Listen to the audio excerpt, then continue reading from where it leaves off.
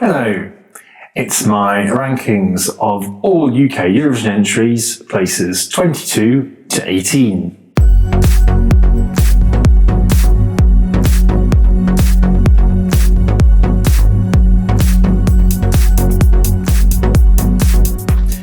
Welcome to Matt Loves Eurovision. Please do click on the subscribe button and on the notification bell, and please always do like, share and comment below.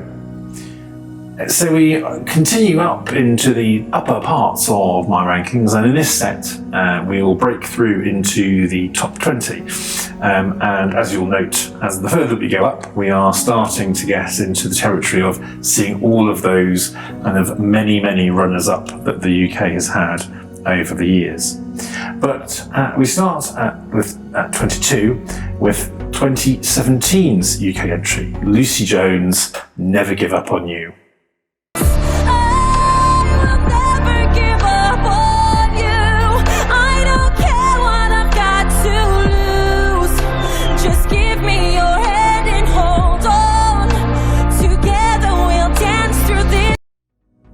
This is probably the most recent entry in the highest placed recent entry from the UK, and it's a really beautiful song. Lucy Jones, lovely, another great UK entry in terms of being an ambassador and met her on a number of occasions at Eurovision events, and very much from the musical theatre background, and I think that really comes across in kind of her performance and some of the staging that she did. This was an example of where a revamp really did go well and really boosted the song, though it was a very beautiful song anyway. Written by, or at least co-written by, a previous Eurovision winner, Emily de Forest. I think what stands out for this for me is it's a really beautiful ballad song. Also has a really good dance remix as well, though. But it was the staging. The staging was just, the UK got its modern staging right, which was great about this one. It's beautiful, but that's because, and I've said this on another video, Lucy and her team had much more creative control over it, and I think that really shows sort of reflected. Did well with the juries, not so well with the televote, but it was a decent modern result for the UK. 21, it's 1977, Lindsay DePaul and Mike Moran, Rock Bottom. Where are we? A rock bottom. Tragedies. We've got 'em for everything.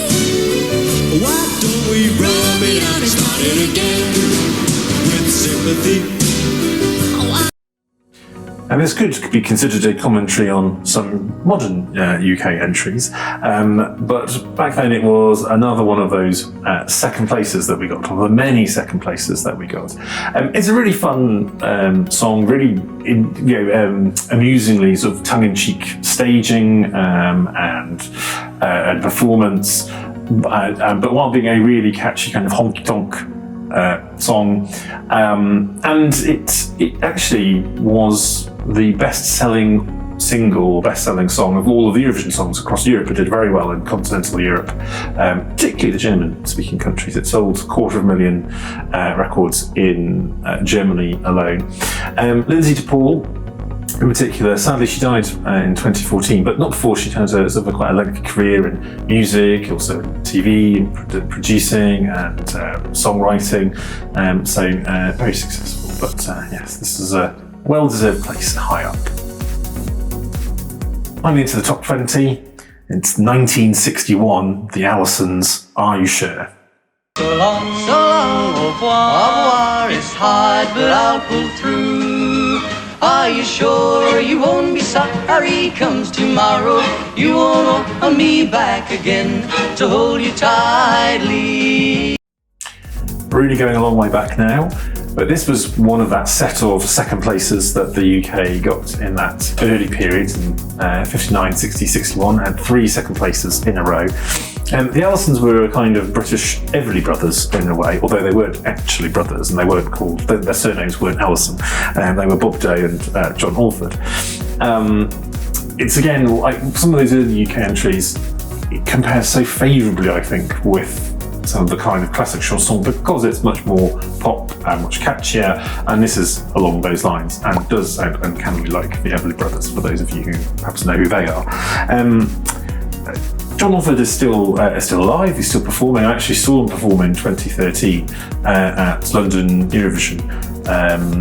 The London Eurovision party. Sadly, Bob Day was not there. He was already kind of retired from live performance and died a little later because he wasn't well by that point. But it was really good to see a live performance from someone from the very early days of Eurovision. At number 19, it's 1992, Michael Ball, One Step Out of Time. One step out of time. One reason to put this love on the line.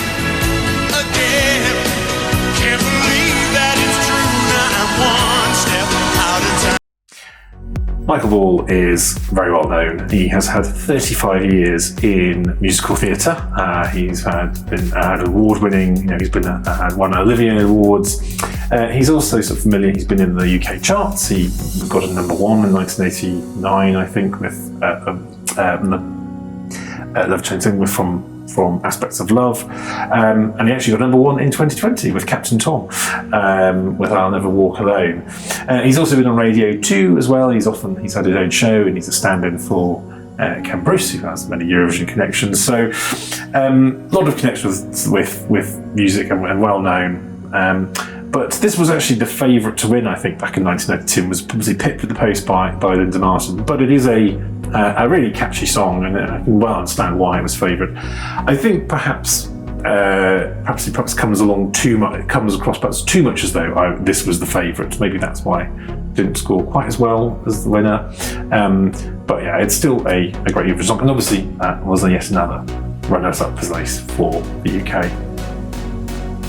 And number 18, it's 1998, Imani, Where Are You? I would drive through the rain, walk the desert plain. You could unlock these chains. Where are you now? The last time the UK hosted Eurovision was 1998 in Birmingham, and Imani was the host entry and did extremely well, came very close to winning. Of course, the winner that year was Dana International, a very iconic winner, and in some ways you wouldn't begrudge the winner of Dana International winning, but I think this would have been a very worthy winning as well. It's a really excellent song, and it's, even now when you listen to it, I think it still sounds pretty modern, and just thinking about how that works as a Eurovision song, it's great to have kind of, well, it's house dance song really, and it was at the end of the run of, I think, 13 consecutive top 10 results for the UK, and while there's been a couple of songs since then that have done well, I think this almost marks the kind of end of the great high achievement of the UK. And looking at it now, you think there's no reason why we couldn't do something as good as this again. So let's fingers crossed that will happen. But for now, it has a high place in my sort of rankings of UK entries. Now, please do join me again next soon while we carry on up the rankings.